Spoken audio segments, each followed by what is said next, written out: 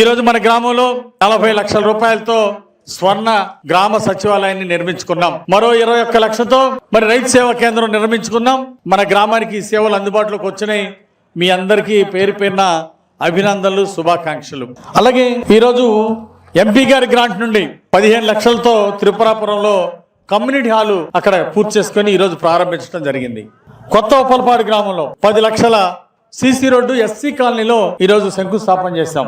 నూజెండ్లో ముప్పరాజువారిపాలెం R&B road 1 కోటి రూపాయలతో ఈరోజు శంకుస్థాపన చేశాం.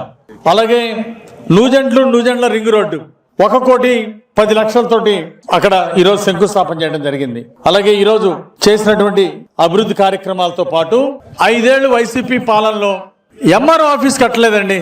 2019లో తెలుగుదేశం పార్టీ ఎన్డీఏ అధికారంలో ఉన్నప్పుడు పనులు ప్రారంభించాం. ఫౌండేషన్ల దగ్గరకు వచ్చింది. ఈ లోపు గవర్నమెంట్ మారింది. 5 ఏళ్ళు ఉన్నా ఒక ఇటుక పెట్టల. నూజెండ్ల మండలం ఎంఆర్ ఆఫీస్ లో ఇటుక పెట్టల. బొల్లాపల్లి మండలంలో ఎంఆర్ ఆఫీస్ కూడా ఆ ఫౌండేషన్ దగ్గరకు వచ్చి అట్లాగే అయిపోయింది. 5 ఏళ్ళు ఎందుకు చేయలేకపోయారు?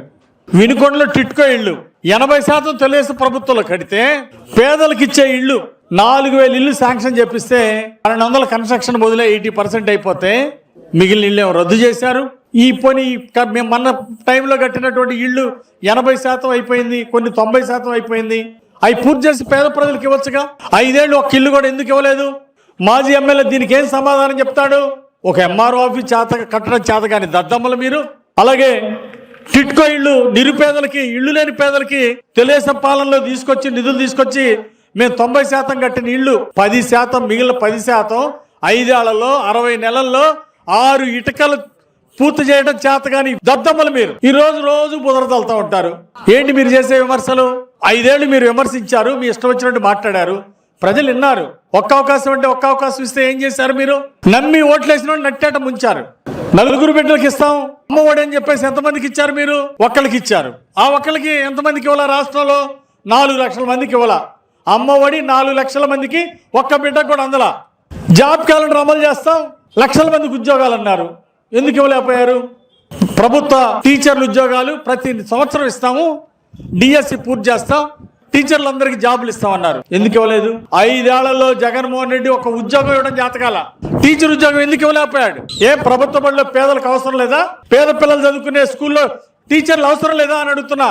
అధికారంలోకి వచ్చినాక గంజాయి గుట్కాలు చేతిలో పెట్టాడు యువతకి. పరిశ్రమల దగ్గర లంచాలు, అవినీతికి పాల్పడితే పరిశ్రమలు పక్క రాష్ట్రాలు మారిపోయినాయి. అమర్ రాజా బ్యాటరీ లాంటి వాళ్ళు ఎంతో మంది పక్క రాష్ట్రాలకు వెళ్ళిపోయారు.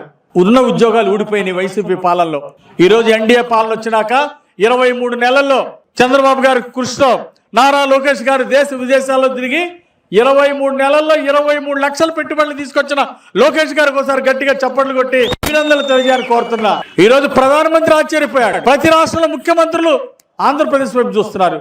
మరి 23 లక్షల కోట్లు ఎట్లా తీసుకుపోయారు? పెట్టుబడులు బ్రహ్మాండంగా వచ్చినాయి ఆంధ్రప్రదేశ్కి. ఏ విధంగా వచ్చినాయని ఈరోజు అన్ని రాష్ట్రాల వాళ్ళు ప్రధానమంత్రి మోడీ గారు ఆశ్చర్యపోతున్నారు. చంద్రబాబు గారు, లోకేష్ గారు చేసిన కృషి అని ఈ సందర్భంగా మీ అందరికి మనవి చేస్తున్నా. మన ఉప ముఖ్యమంత్రి గారు పవన్ కళ్యాణ్ గారు ఈరోజు పల్లె పండుగ పేరుతో 4500 కోట్లు ఖర్చు పెట్టారు.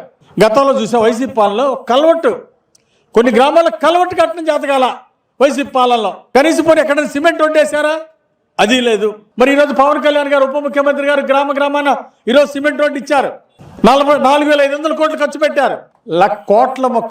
కోట్ల మొక్కలు అటవీ ప్రాంతాల్లో కానీ ప్రభుత్వ స్థలాల్లో పెంచడానికి కోట్లాది మొక్కలు వేయడానికి ఇత్తనాలు ఈరోజు మరి వెదజల్లుతున్నారు పవన్ కళ్యాణ్ గారు ఉప ముఖ్యమంత్రి గారు. రాష్ట్రాన్ని సస్యశ్యామలం చేయడానికి పల్లెల్ని చంద్రబాబు గారు ముఖ్యమంత్రి గారు ఇచ్చిన లక్ష్యాల్ని, బాధ్యతల్ని ముందుకు తీసుకెళ్ళడానికి ఈరోజు పవన్ కళ్యాణ్ గారు గ్రామ సీమల అభివృద్ధికి కృషి చేస్తున్నారని మీ అందరికీ నేను మనవి చేస్తున్నా.